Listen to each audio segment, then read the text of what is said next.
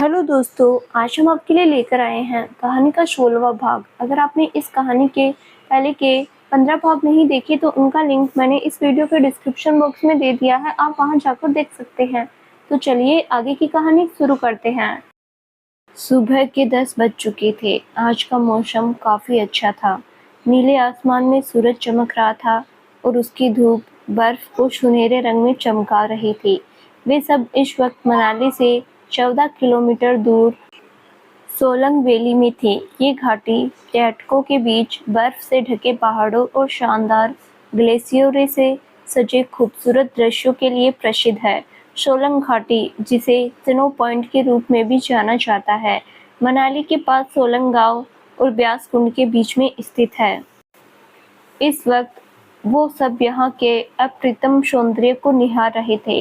वैसे रास्ते में भी उन्हें कई शानदार दृश्य दिखे थे, लेकिन इस जगह की तो बात ही अलग थी। उनके अलावा जाने कितने ही लोग यहाँ घाटी की प्राचीन बर्फ सफेद भव्यता का आनंद लेने के लिए आए हुए थे। दूर दूर तक बस दूधिया सफेद बर्फ देखकर ऐसा लग रहा था किसी फिल्म का सीन बाहर आ गया हो। श्वेत परिदर से साफ नीला आकाश, पहाड़ों के ऊपर सफेद हरे पेड़, जहां तक आंखें देख सकती थी। वास्तव में इस घाटी की सुंदरता अद्वितीय है। कह सकते हैं कि प्रकृति प्रेमियों के लिए ये स्थान स्वर्ग से कम ना था। और हर ओर बस मंत्र मुग्ध करने वाले दृश्य, और वो सब भी इस वक्त खोए हुए से उन दृश्यों को देख रहे थे। वाह, व्हाट ए सीन! इससे भी खूबसूरत कुछ हो सकता है क्या? मतलब सच में कमाल है। शांभवी चारों तरफ अपनी नजर को दौड़ाते हुए बोली। हाँ, हो सकता है ना, इनफैक्ट है।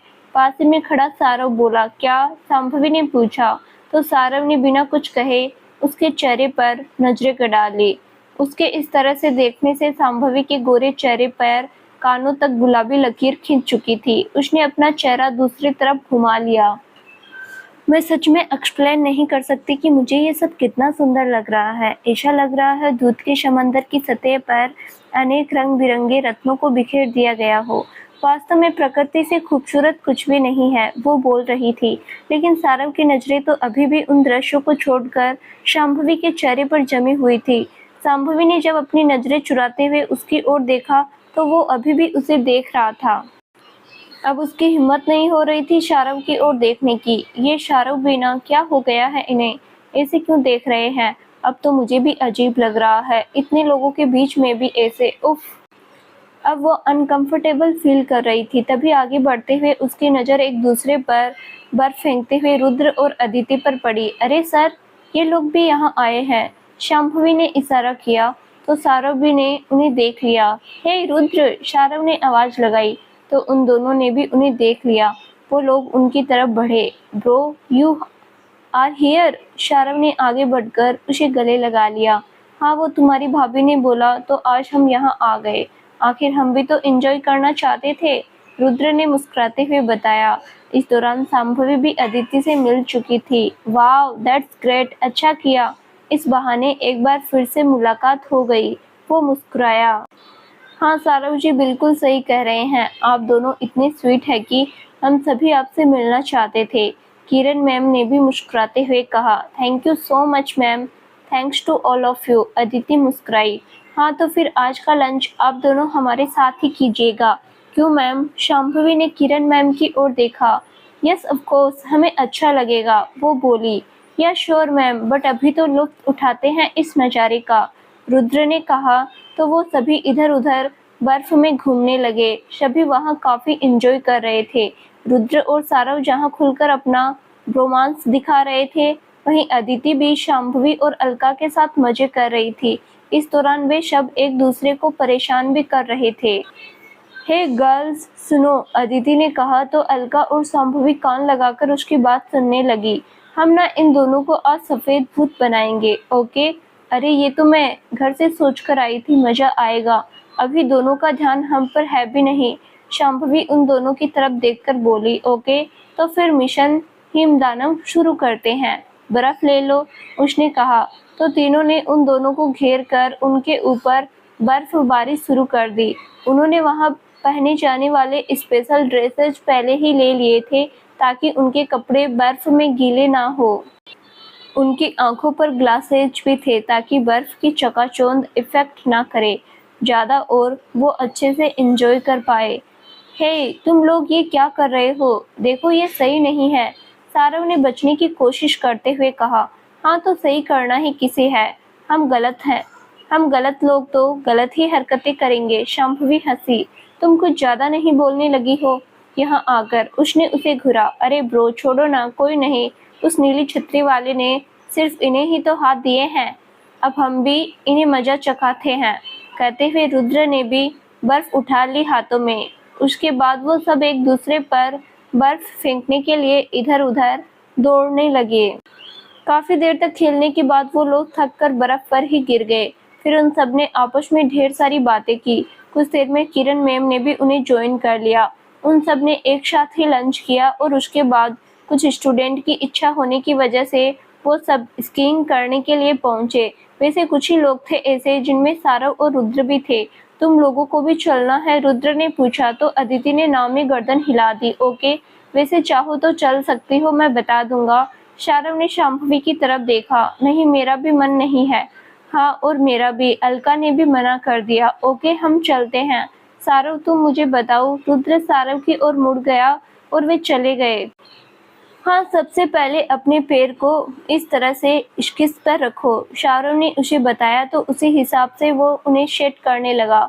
इसकी बूट भी उन्होंने पहले ही पहन लिए थे। क्लिक हुआ? उसने पूछा तो रुद्र ने हाँ में गर्दन हिला दी। ओके, सबसे पहले तो नीज को बेंड करके थोड़ा सा आगे की ओर झुको, इससे बैलेंस सही रहेगा। एंड देन एक बार में पोल्स को 1 फीट आगे रखना। हम कोई जन्मजात या ट्रेंड स्कीयर तो है नहीं, तो ज़्यादा लंबे स्टेप लेना सही नहीं होगा। रुकने के लिए तुम अपने स्किस को सामने से एक दूसरे की ओर धक्का दे देना। इसे स्नोप्लाव या पिज़्ज़ा कह सकते हैं, मतलब पिज़्ज़ा स्लाइस के जैसे ही अपने स्किस को सामने से जोड़ना है। Okay clear? रुद्र ने कहा। अब शुरू करते हैं, पर ज़्यादा देर नहीं करेंगे। तुम अभी कुछ दिन पहले ही कोमा से बाहर आए हो, सो उसने कहा। और फिर दोनों वहाँ की प्लेट स्नो पर धीरे धीरे स्कीइंग करने लगे। शांभवी और अदिति उन्हें देख रही थी तो वहीं अलका उनसे दूर अपने फ़ोन में बिजी हो गई। इस दौरान शांभवी कुछ परेशान सी होकर सारव को देख रही थी, क्योंकि उसके दिमाग में फिर से वो सब आने लगा था जो वो सारव को लेकर फील कर रही थी। चलो शांभवी, हम लोग चलते हैं।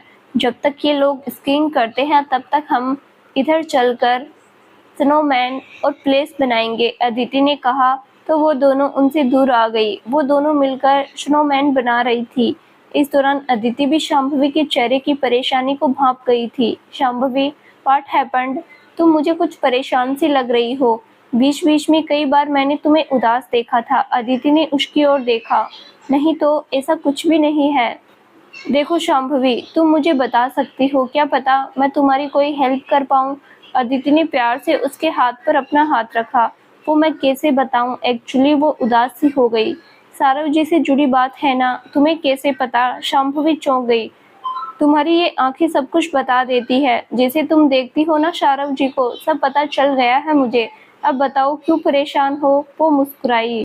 वो एक्चुअली में शायद सर को सिर्फ पसंद नहीं, आई मीन जो भी है, मतलब प्यार करने लगी हूँ शायद। बोलते हुए उसने गर्दन झुका ली थी, जैसे ये बात वो अदिति से नहीं बल्कि सारव से बोल रही थी। हाँ तो मतलब मैं उन्हें ये बताना चाहती हूँ, लेकिन समझ नहीं पा रही कि बताना चाहिए भी या नहीं, क्योंकि पास्ट में कुछ ऐसी चीज़ें भी हुई है जिनकी वजह से मैं खुद को ही इस लायक नहीं समझती। वैसे उन्हें सब पता है, लेकिन फिर भी क्या पता वो मेरे प्यार को ना एक्सेप्ट करे। मुझे कुछ समझ नहीं आ रहा क्या करूं, लेकिन ये भी है कि इन फीलिंग्स की वजह से मैं बहुत परेशान रहती हूँ। बहुत टफ है ऐसे रहना। बोलते हुए उसकी आंखों में आंसू आ गए थे। शांभवी, पहली बात, पास्ट पास्ट होता है, उसे अपने प्रेजेंट से मत लाओ। तुमने इंग्लिश की वो कहावत नहीं सुनी, past is history and future is mystery. क्या पता कुछ ऐसा हो कि जो तुम चाहती हो वही हो जाए। देखो, तुम्हें उन्हें सब बता देना चाहिए, आखिर उन्हें भी तो हक है तुम्हारी फीलिंग्स जानने का। पर कहीं कोई दिक्कत ना हो, उन्होंने नहीं एक्सेप्ट किया तो कहीं हमारी फ्रेंडशिप भी ना खराब हो जाए। मैं ये रिस्क नहीं ले सकती। शांभवी, इतना मत डरो। मुझे लगता है कि सारव जी बहुत समझदार है। वो तुम्हें पसंद करते हो या ना हो, लेकिन वो तुम्हारी सिचुएशन समझेंगे और फ्रेंडशिप खराब नहीं होने देंगे। मुझे विश्वास है। और रही बात एक्सेप्ट करने की, तो तुम्हें ये सोचना ही क्यों है? अगर वो तुम्हें प्यार नहीं करेंगे तो क्या तुम भी उन्हें प्यार करना छोड़ दोगी? नहीं ना, तो फिर क्यों सोचना है? तुम्हें सिर्फ ये सोचना चाहिए कि तुम उन्हें प्यार करती हो और तुम्हें ये बात उन्हें ज़रूर बतानी चाहिए, क्योंकि अगर तुमने ऐसा नहीं किया तो पूरी ज़िंदगी इस बात का रिग्रेट करोगी कि काश बता दिया होता, क्या पता वो मान जाते। ये छुटा हुआ काश ना बहुत तकलीफ देता है। इजहार के बाद कम से कम सब क्लियर तो होगा, या तो क्लियर एक्सपेक्टेशन होगा या क्लियर रिजेक्शन। तुम बोल दो कि तुम उन्हें प्यार करती हो, बस इससे ज़्यादा कुछ नहीं चाहिए। अगर सामने वाला प्यार कर रहा होगा तो एक्सेप्ट करेगा, और नहीं कर रहा होगा तो भी क्या, तुम्हारा तो बोझ हल्का हो जाएगा ना। तो फिर तुम अपनी तरफ से तो क्लियर करो ना, बाकी उन्हें डिसीजन लेने दो कि उन्हें क्या करना है। उसने उसे समझाते हुए कहा। उसकी बातें सुनकर अब शांभवी भी काफी हद तक समझ गई थी कि यही सही है। वैसे एक बात बताओ। हाँ बोलो। शांभवी मुस्कुराई। तुम बोल दो, मुझे लग रहा है सब अच्छा होगा। सारव जी की तरफ से मुझे तुम्हें लेकर पॉजिटिव साइन से मिल रहे हैं। वो मुस्कुराई तो शांभवी के चेहरे पर भी मुस्कान आ गई। उसे अब काफी अच्छा लग रहा था। उसने अब यह निर्णय लिया था कि वो सारव को सब कुछ बता देगी, फिर भले ही वो कैसा भी रिप्लाई दे, लेकिन वो अपने मन में कुछ नहीं रखेगी। तभी उसे दूर से रुद्र और सारव अपनी ओर आते हुए दिखे। अरे वाह स्नोमैन, नाइस। हाँ, सारव ने पास आते हुए कहा। अरे आ गए आप लोग। अदिति पलटी। हाँ, वो रुद्र को दिक्कत होती है सो। वैसे अब मुझे भी कुछ बनाना है, चलो मिलकर स्नो का प्लेस बनाते हैं खूबसूरत सा, हमारी दोनों प्रिंसेस के लिए, सारव ने कहा। दोनों प्रिंसेस? शांभवी ने पूछा। तो रुद्र ने कहा, अरे आप दोनों, लेकिन मैं क्वीन हूँ। अदिति ने रुद्र की तरफ देखकर मुंह बनाया। हाँ तो अदिति जी, मेरी वाली भी क्वीन ही है। सारव ने जैसे ही कहा तो तीनों की नजरें उसकी तरफ मुड़ गई। उन्हें अपनी तरफ ऐसा देखता पाकर सारव झेप गया। वो आई मीन शांभवी मेरे साथ आई है ना, मेरी स्टूडेंट है। सो उसने तुरंत संभलते हुए कहा। वो तीनों ही मुस्कुरा दिए। शाम होने वाली थी। रुद्र और अदिति पहले ही जा चुके थे क्योंकि उन्हें गांव जाना था। कुछ देर में ये सब लोग भी निकलने वाले थे। जहां सभी जाने की तैयारी में थे, वहीं शांभवी सारव को देख रही थी, जो उन सबसे दूर फोन कॉल पर बिजी था। शांभवी को इस दौरान अदिति की बातें याद आ रही थी। उसने अब उसे सब कुछ बताने की ठान ली थी, लेकिन तभी उसके पास एनी की कॉल आई। कुछ सोचकर उसने कॉल रिसीव कर ली। हेलो, तुम्हें कुछ भेजा है देखो, सामने से एनी बोला, जिसके बाद उसने व्हाट्सएप चेक किया तो उसके और सारव वाली वीडियो थी। ये वो चौंक गई। उसे समझ नहीं आ रहा था ये उसके पास कैसे पहुंची। क्या है ये सब? तुम्हें उसके साथ डांस क्यों कर रही थी? अनिमेश गुस्से से बोला।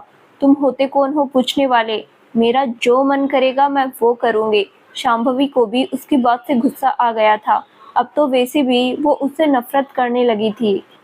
तो फिर इसका मतलब जो मेरा मन करे मैं वो कर लूं? क्यों शांभवी? बोलो, अपलोड कर दूं मैं वो सारी वीडियोज। वो हंसा। उसकी बात सुनकर शांभवी को वो सब याद आ गया जो वो कुछ पलों के लिए भूल गई थी। उसकी बात से वो फिर से डर गई थी। वो ये भी समझ गई थी कि एनिमेश से ऐसा पीछा नहीं छुड़ा सकती वो। मुझे पता है तुम ये सब जानबूझकर कर रही हो, तो बताओ कर दूं अपलोड? एनी बोला। उसकी बातों से ही शांभवी समझ गई थी कि उसे कितना गुस्सा आया हुआ है और इस वक्त वो अपने आवेश में कुछ भी कर सकता है।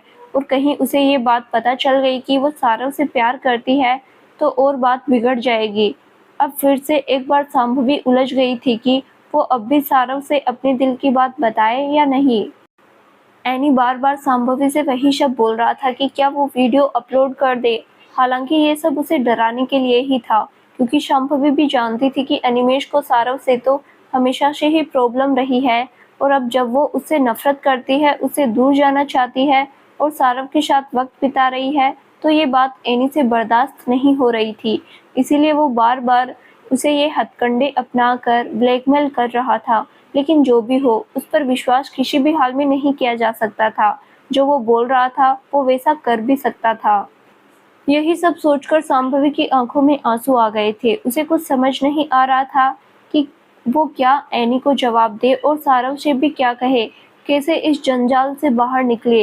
वो ये भी नहीं चाहती थी कि उसकी वजह से सारव को कुछ भी सुनना पड़े या उसे कोई प्रॉब्लम हो, लेकिन इस वक्त कुछ भी उसके कंट्रोल में नहीं था। ये वो जानती थी। अनिमेष लगातार बोले जा रहा था। तभी दूसरी तरफ से जोर की भड़ाक की आवाज आई। एनी ने देखा तो रूम के दरवाजे पर उसके पापा खड़े थे। उन्हें देखकर एनी थोड़ा सकपका गया था कि कहीं उन्होंने उसकी पूरी बात तो नहीं सुन ली थी।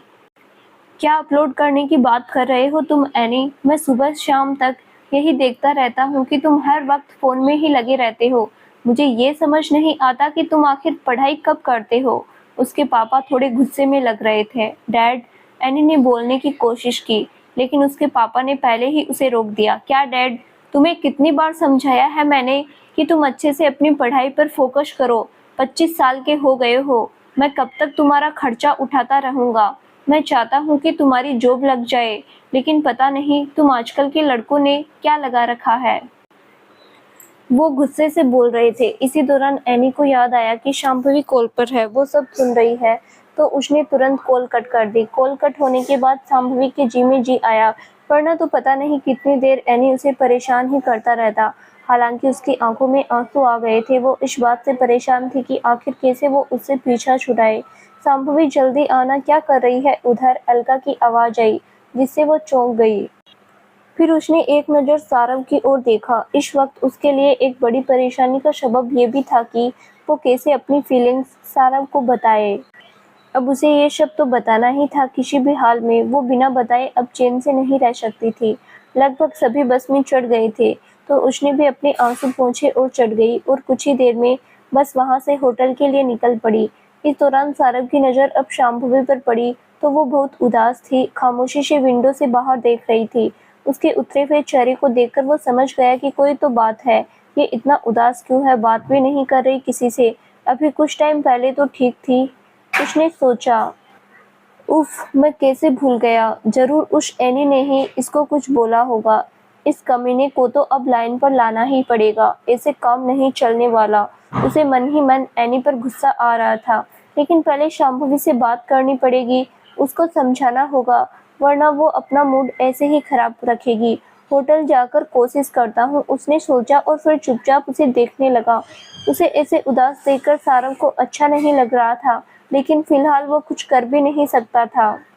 रात थोड़ी गहरी हो चुकी थी। सभी लोगों ने डिनर कर लिया था। टूरिस्ट के लिए सर्द रातों में एंजॉय करने के लिए होटल में काफ़ी अरेंजमेंट की गई थी, जिनमें से एक बोनफायर भी था। सारे स्टूडेंट और होटल के दूसरे टूरिस्ट भी अलग अलग ग्रुप बनाकर बोनफायर के पास बैठे हुए थे। कुछ लोग बातें कर रहे थे तो कुछ गेम खेल रहे थे, लेकिन ये सब बहुत ही खूबसूरत था। अलाव की गर्म आंच, उस पर चाय की चुस्की, सबके चेहरे पर मुस्कान थी। आग की धीमी रोशनी में सभी के चेहरे पर भी दमक रहे थे, लेकिन सारव इन चेहरों में जिस चेहरे को इतनी शिद्दत से ढूंढ रहा था, वो उसे कहीं नजर नहीं आ रहा था। अलका, शांभवी रूम में है क्या? सारव ने अलका के पास जाकर धीरे से पूछा। नहीं सर, वो तो मेरे साथ ही बाहर आई थी। आस-पास में ही होगी। आप कॉल कर लीजिए या मैं करूं? अलका ने इधर-उधर देखते हुए कहा। नहीं, मैं खुद ही कर लूंगा, तुम लोग एंजॉय करो, उसने कहा और साइड में चला गया। उसने शांभवी को कॉल लगाई, लेकिन उसने रिसीव नहीं की। उफ, ये लड़की भी ना, सच में इसकी इस आदत से तो मुझे सख्त नफरत है। पता नहीं कहाँ है, बताती भी नहीं। जरा भी नहीं सोचती कि किसी को फिक्र हो रही होगी। पर यार, वैली से आते हुए ही काफ़ी उदास थी। कहीं कुछ नहीं, मैं ज़्यादा सोच रहा हूँ। यही कहीं होगी, मैं चेक करता हूँ। वह बुदबुदाया और वहाँ से थोड़ा निकलकर उसे ढूंढने लगा। उसको थोड़ी सी घबराहट भी हो रही थी। वो उसको ढूंढते हुए बाहर लॉन की तरफ बढ़ा कि तभी हल्की रोशनी में शांभवी उसे एक टिन शेड के नीचे बैठी हुई दिखी। वो तेज कदमों से चलकर उसके पास पहुंचा। शांभवी, क्या है ये सब? यहाँ अकेले क्यों बैठी हुई हो? तुम्हें जरा सा भी अंदाजा है मैं कितना परेशान हो रहा था उधर? कम से कम कॉल रिसीव करके बता तो सकती हो यार। बोलते हुए वो उसके पास पहुंचा, लेकिन शांभवी ने उसकी बातों का कोई जवाब नहीं दिया। वो बस चुपचाप सामने की ओर देख रही थी और उसकी आंखों में आंसू थे। Shambhavi, are you okay? उसने धीरे से उसके कंधे पर हाथ रखा, जिसके बाद उसने पलटकर उसकी ओर देखा। क्या हुआ? क्यों परेशान हो? उसने पूछा तो शांभवी ने गर्दन हिला दी। एनी से जुड़ी हुई कोई बात है? अब क्या किया उसने? सारव उसके बगल में बैठ गया। हाँ, फ़ोन तो आया था उसका, लेकिन वो मेरे लिए इतना मैटर नहीं करता। आई नो आप देख लेंगे। हाँ, पर उससे ज़्यादा मैं किसी और चीज़ से परेशान हूँ, शांभवी धीरे से बोली। क्या, किस चीज़ से? सारव ने पूछा तो वो उसकी तरफ घूम गई। सारव उसके चेहरे पर आने वाले अनगिनत भावों को साफ देख पा रहा था। वो समझ गया कि शांभवी किसी बात को लेकर काफ़ी ज़्यादा उलझी हुई है, लेकिन किस बात से ये उसे नहीं पता था, और इसी का जवाब देने के लिए वो उसे देख रहा था। कुछ देर तक वो असमंजस की सी स्थिति में बैठी रही, फिर उसने धीमी आवाज़ में कहना शुरू किया, सर, जो मैं बताना चाहती हूँ वो शायद आपको अजीब लगे, लेकिन अब मैं क्या कहूँ, मैं इसे ऐसे नहीं रख सकती। हाँ, पर आपसे रिक्वेस्ट है कि आप प्लीज़ इन सब से हमारी फ्रेंडशिप मत ख़त्म कीजिएगा। शांभवी प्लीज़ क्लियर बताओ, मुझे अजीब लग रहा है कि ऐसी क्या बात है। बोलते हुए सारव ने अपनी धड़कनों की रफ्तार को तेज होते हुए महसूस किया। शांभवी कुछ पल डबडबाई आंखों से उसके चेहरे को तकती रही, फिर अपनी पलकें झुका ली। इस वक्त उसका दिल जोर जोर से उछलने लगा था। वो आई लव यू, उसने बड़ी मुश्किल से बोला और अपना सिर उठा लिया। उसकी आंखों से दो आंसू लुढ़क कर उसकी गोद में गिर रहे थे। सारो बस उसे देखे जा रहा था। I really love you sir. I don't know ये सब कैसे हुआ, कब हुआ, बट मैं कई दिनों से इन सब की वजह से परेशान हूँ। न चाहते हुए भी हर वक्त बस आपका ख्याल आता है। आप देखना, आपकी बातें करना, आपके बारे में सोचना, बस यही सब होता है। पता नहीं कब आप मुझे इतने अच्छे लगने लगे कि आपके अलावा कोई और सूरत अच्छी ही नहीं लगती। जब तक आपको देखूँ ना या आपकी आवाज़ ना सुनूँ, तब तक सुकून नहीं मिलता। दूर-दूर तक एनी या किसी का भी ख्याल नहीं आता। प्यार तो शायद एनी से भी हुआ था या नहीं हुआ, मुझे नहीं पता, क्योंकि कहते हैं प्यार तो सिर्फ़ एक ही इंसान से होता है। और अब जब मैं आपके लिए कुछ फ़ील करने लगी हूँ, तो मुझे खुद पर ही डाउट होता है कि अगर ये प्यार है तो एनी के साथ क्या था? और अगर एनी से प्यार करती थी तो आपसे क्यों? सच में बुरी तरह से उलझ गई हूँ मैं इन सब में। हाँ, लेकिन दोनों बार में जो चीज़ सबसे ज़्यादा अजीब है वो ये है कि इस बार कोई चाहत नहीं है, मतलब ऐसा कुछ मन नहीं करता कि आप भी मुझे चाहें, मुझे प्यार करें। हाँ, ऐसा होगा तो शायद बहुत ज़्यादा खुशी होगी, लेकिन अगर ऐसा नहीं होगा तो दुःख नहीं होगा। इस बार में सोचने का ही मन नहीं करता कि आप क्या सोचते हैं। बस ये चाहता है कि मैं आपसे प्यार करती रहूँ हमेशा और बेइंतहा।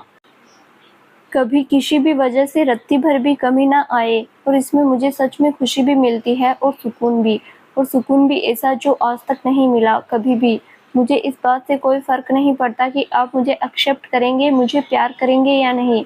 मैं सच में जानना भी नहीं चाहती, और आज मैंने ये सब आपको इसीलिए बताया क्योंकि मुझे अपनी फीलिंग्स बतानी थी। मैं इस तरह बोझ को लेकर नहीं जी सकती थी। हो सकता है आपको बुरा लगे कि आप मेरे दोस्त थे और फिर भी मैं ये सब सोचती हूँ, लेकिन सच तो ये है कि मैंने कभी ऐसा चाहा ही नहीं था। मैं तो अकेला रहना चाहती थी, सबसे दूर, पर फिर भी जाने कहाँ से ये सब आने लगा। कब मैं आपसे प्यार कर बैठी या कहीं हो गया। मैं आपके लिए क्या फ़ील करती हूँ ये शायद मैं कभी नहीं बता पाऊँगी। ये 3 वर्ड्स आई लव यू, ये ना बहुत बहुत बहुत ज़्यादा कम है मेरी फीलिंग्स के आगे। मैं आपके लिए प्यार से भी ज़्यादा फ़ील करती हूँ। आपको पता है, मैं ये जो बोल रही हूँ ना इतनी देर से, और पूरी ज़िंदगी में जितना भी एक्सप्लेन कर पाऊँगी आपको लेकर, वो ना बहुत थोड़ा है। मतलब प्रशांत महासागर के सामने एक बूंद जैसा, या फिर ऐसे कि सहारा मरुस्थल के सामने एक छोटे से रेत के कण के बराबर। वो हल्का सा हंसी और संजीदा हो गई। उसने फिर आगे बोलना जारी रखा, ये सब कुछ खास है, बहुत खास, बहुत उलझा हुआ। आप भी बहुत खास है मेरे लिए, और आपके लिए कुछ कहना या अपने भीतर की फीलिंग्स बताना मतलब अंतरिक्ष में कदम रखना जो अनंत है, जहाँ सब कुछ है और ढूंढने जाओ तो कुछ भी नहीं है ना अजीब? पर यही सच्चाई है। आपके लिए भी मेरे हृदय में बहुत कुछ है, पर बताने की कोशिश करूं तो कुछ नहीं मिलता।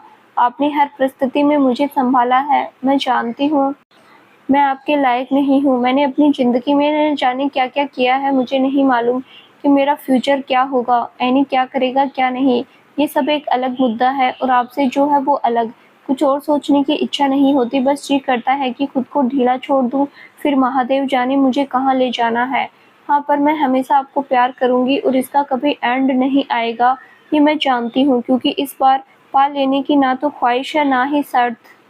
आई नो कि ये सारी चीज़ें बाहर आ गई तो आप भी नहीं, शायद कोई भी मुझे अपनाना नहीं चाहेगा। आज अगर ये सब मैं आपको बता भी रही हूँ तो सिर्फ़ इसीलिए क्योंकि मुझे बताना था। आप पर कोई प्रतिबंध नहीं है कि आप जवाब दें। आप क्या जवाब देंगे या क्या सोचते हैं ये आपकी परेशानी है, मेरी नहीं। मेरी जो परेशानी थी वो मैंने ख़त्म कर दी, ये सब आपको बताकर। वैसे हो सकता है आपको बुरा भी लग रहा होगा कि मैं आपकी स्टूडेंट हूँ, फिर भी ये सब, लेकिन क्या करूँ, फीलिंग पर कंट्रोल करने से हो जाए तो फिर शायद दुनिया में कोई दुखी ही नहीं होगा। पर हाँ, मुझे सच में आपसे बहुत प्यार है, बेहद। मेरी तरफ से ये सब दोस्ती से ऊपर है और प्यार से भी। अगर ये प्यार है तो डेफ़िनेटली नेक्स्ट लेवल वाला ही होगा। I love you sir, I love you so much. बोलते-बोलते वो रो पड़ी। सारव ये सब सुनकर शॉक था। उसे कुछ समझ नहीं आ रहा था कि वो क्या जवाब दे। उसने कभी नहीं सोचा था कि शांभवी इस तरह से सब खोलकर रख सकती है, और अब जब ये हो ही गया था तो वो सोच नहीं पाया। उसके दिमाग में जैसे तूफान सा आ गया था। वो खुद को उसके भीतर फंसा हुआ महसूस कर रहा था। शांभवी, मुझे कुछ, मैंने कहा ना, कोई प्रतिबंध नहीं है कि आप जवाब दें। मैं तो सिर्फ खुद का बोझ हल्का करने के लिए बता रही थी। अब वास्तव में बहुत हल्का महसूस हो रहा है। अब एक सुकून सा है कि कम से कम मेरी भावनाओं को आपकी खबर तो है। इससे ज़्यादा मुझे कुछ नहीं कहना था। वैसे आप चाहें तो मुझे जवाब भी दे सकते हैं, एंड आई प्रोमिस आपकी हाँ या ना से मुझे कोई दुख नहीं होगा। तो आप वही बोलिएगा जो आपके मन में हो। मेरे बारे में मत सोचिएगा। इस प्यार में यही तो ख़ास है कि इसमें हाँ की तलब ही नहीं है, ना ही ना से रत्ती भर भी दुख। ये आंसू भी दुख के नहीं है। ये अजीब है, जब भी आपके या आपके लिए जो फ़ील करती हूँ उस बारे में सोचती हूँ तो बस आँखों से ये आंसू ही बहते हैं, कोई पीड़ा नहीं होती। लेकिन ये वाक़ई बहुत अलग एहसास है, और मैं लकी हूँ कि मैं ये फ़ील कर पा रही हूँ। वो आँखों में आंसू लिए ही हल्का सा मुस्कुराई, और सारव बस एकटक उसे देख रहा था। शांभवी ने अपने मन की सारी उलझनों को सारव के सामने उजागर कर दिया था। वो उसके लिए क्या महसूस करती है, क्या सोचती है, सब कुछ। इस वक्त सारव के मन में विचारों का बवंडर छाया हुआ था। उसे कुछ भी समझ नहीं आ रहा था कि वो क्या करे। उसे तो इस बात पर भी यकीन नहीं हो रहा था कि शांभवी ने वास्तव में ये सब उससे कहा है। उसने अपने हृदय के हर भाव को उसके समक्ष प्रकट कर दिया है। उसे वो सब कुछ याद आ रहा था जो भी शांभवी ने आज तक उसके साथ किया था।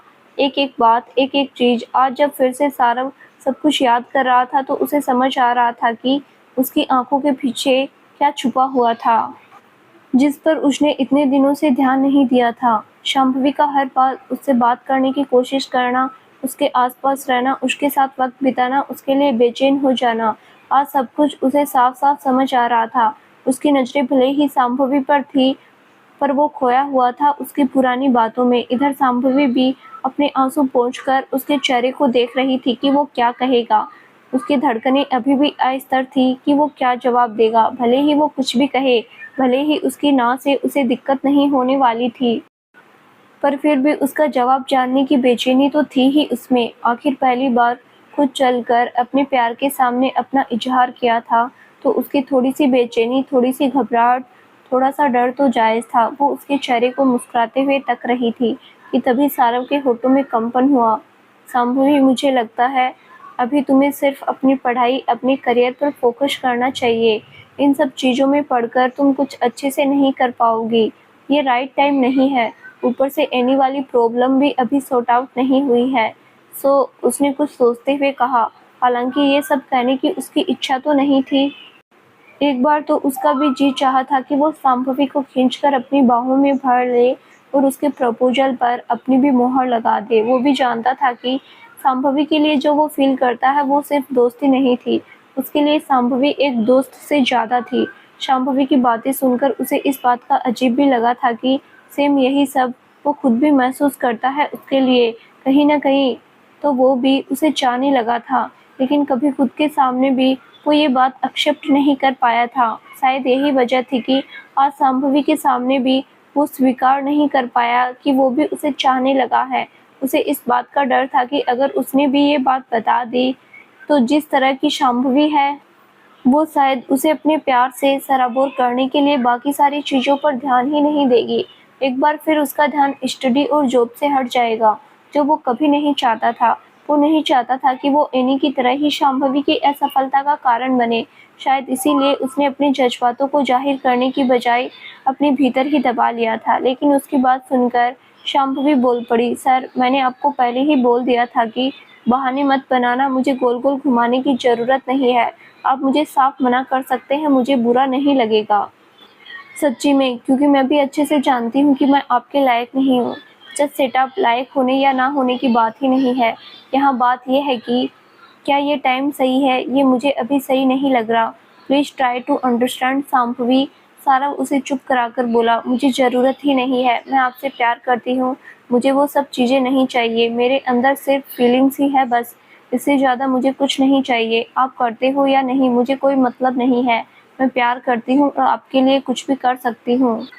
मैं पूरी ज़िंदगी आपके साथ इस दोस्ती के रिश्ते में भी बहुत खुश रहूँगी। आप मेरे लिए उम्मीद की नई किरण है। अगर उसने वो वीडियोज़ वायरल भी कर दी ना, फिर भी मैं आपको प्यार करूँगी, मुझे कोई फ़र्क नहीं पड़ता। हाँ, मैं बदनाम हो जाऊँगी, हाँ, मैं मानती हूँ लोग मेरे ऊपर अंगुलियाँ उठाएँगे, पर फिर मुझे इन सब से अब बिल्कुल डर नहीं लगता। मैं आपको प्यार करती रहूँगी, मुझे नहीं फ़र्क पड़ता कि लोग मेरे बारे में क्या कहेंगे, मम्मी-पापा क्या कहेंगे।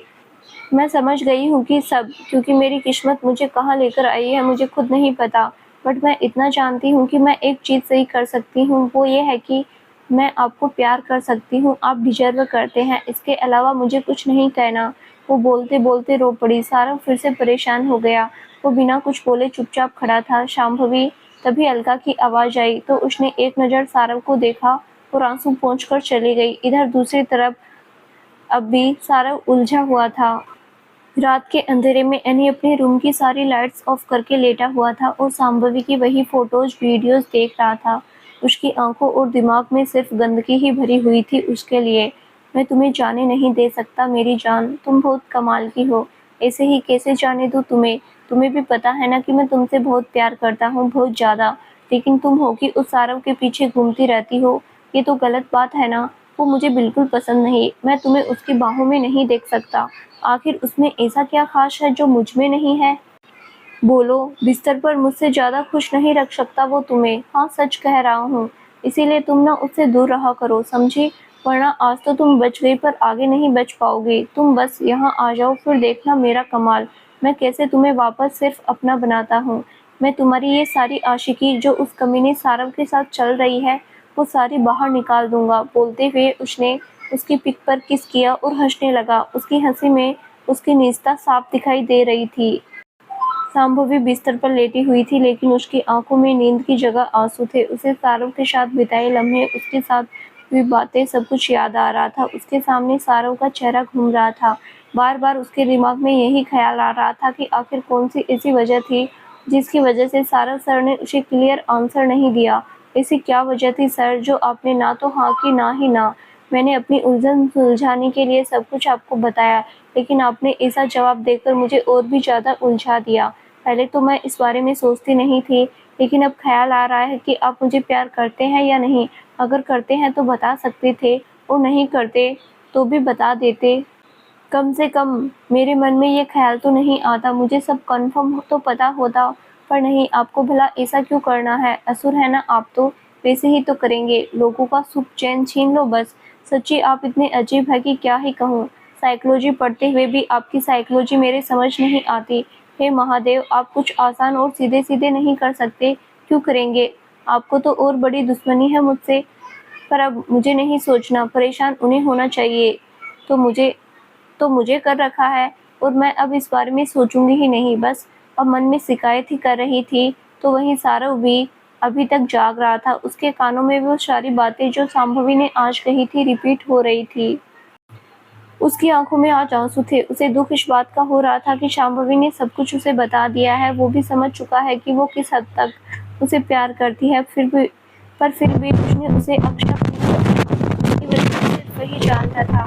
शांभवी, आई एम सॉरी, मैं तुम्हें एक्सेप्ट नहीं कर सकता। आई नो तुम हाँ सुनना चाहती थी। तुम क्या, कोई भी यही चाहेगा, लेकिन मैं नहीं कर सका। मैंने तुम्हें और उलझा दिया। अब तो तुम्हें कोई वजह ही नहीं है कि मैं क्या करूँगा, क्या नहीं। और जितना मैं तुम्हें जानता हूँ, तुम पीछे तो किसी भी हाल में नहीं हटोगी। तुम मुझे चाहती रहोगी, शायद इंतजार भी करती रहोगी। सब कुछ जानते हुए भी मैंने तुम्हारे हिस्से में एक तरफा प्यार की तकलीफ लिख दी है, और ये कब तक रहेगी मुझे भी नहीं पता। आई एम रियली सॉरी पागल, मैं तुझे उदास नहीं देख सकता, लेकिन मैं तुझे ये कैसे समझाऊं कि आखिर क्यों मैं तुझे अभी स्वीकार नहीं कर सकता। वो बुदबुदाया। उसे भी शांभवी के दर्द से दर्द हो रहा था। अगले 5 दिन ऐसे ही बीत चुके थे, जहाँ सबने मनाली के आसपास की सभी खूबसूरत जगहों को देखा, अलग अलग तरीके से एंजॉय किया। वहीं सारा और शांभवी चाह कर भी उतना अच्छे से एंजॉय नहीं कर पा रहे थे। उनके बीच का रिश्ता अब अजीब सा हो गया था। वो चाहकर भी पहले जैसे नहीं हो पा रहे थे। जहाँ शांभवी अनजाने में ही उससे प्यार से तकती, तो वही वो उसकी नज़रों से बचने की जद्दोजहद में लगा रहता। हालांकि उन दोनों की बातें बंद नहीं हुई थी, वो आपस में बात अभी भी करते थे, लेकिन खुद को छोड़कर दूसरे मुद्दों पर। शांभवी ने उसे ये भी बता दिया था कि एनी ने उसे वो डांस वाला वीडियो भेजा था। उसके बाद जो भी कहा था वो भी उसे बता दिया था। सारा और शांभवी ये तो समझ गए थे कि यहाँ पर कोई ऐसा था जिसने उसे उन दोनों की वीडियो सेंड की थी, लेकिन कौन, इसका पता वो दोनों ही मिलकर नहीं लगा सका थे। शांभवी इसी बारे में सोच रही थी कि तभी उसे अलका की आवाज़ सुनाई दी। ओए, कहाँ खोई हुई है? तुझे मनाली में रहने का ही मन कर गया है क्या? कोई पटा तो नहीं लिया ना, जिसके साथ यहीं सेटल होने का सोच रही है? तू पागल है क्या? तुझे पता है ना कि तू सारा सर के प्यार में जोगन बन गई है और वो शिव शंभू बने बैठे हैं। मुझे सब पता है, लेकिन तू अभी जल्दी कर, 15 मिनट में ही बस निकलने वाली है। बाहर हम कितने भी मजे कर ले, लेकिन सुकून तो अपने घर जाकर ही मिलता है। इसीलिए तो मैं घर जाने के लिए भी उतनी ही खुश हूँ जितनी यहाँ आने के लिए थी। अलका ने अपना बैग उठाते हुए कहा। उसकी बात सुनकर शांभवी मुस्कुरा दी।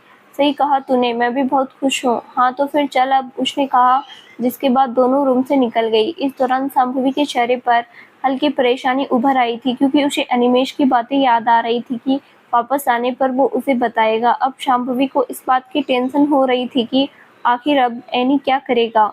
तो दोस्तों, आगे क्या होगा जानने के लिए इस कहानी का अगला भाग जरूर देखें, जो बहुत जल्द ही इस चैनल पर प्रसारित किया जाएगा। धन्यवाद।